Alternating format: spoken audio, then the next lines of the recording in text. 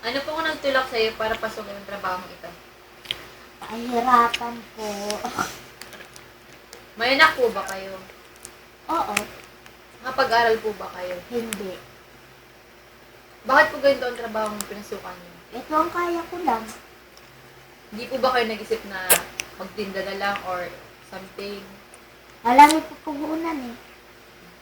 Ilan po bang anak niyo? 2. Alam ba nila na ganito pong ginagawa niyo? Hindi. Kung sakali pong malaman po nila na ganyan pong trabaho niyo, sa palagay niyo po, ano pong masasabi nila? Matagal pa yun. Maliliit pa kasi yung mga anak ko. Sige. Masaya ka ba sa trabaho mo? Masaya na rin. Bakit po? Eh, masaya sa trabaho ganito. Kita mo, ang saya-saya.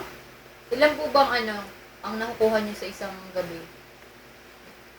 Depende sa customer, kung malakas, kung marami.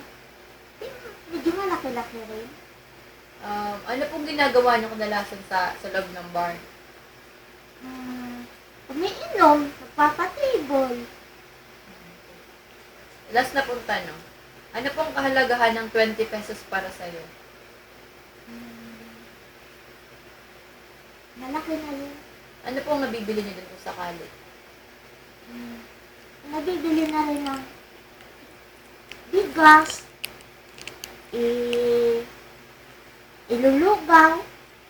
Sa palagay niyo po, sa panahong ito, yung 20 pesos po, malaki na po ang may tulong sa'yo. Oo,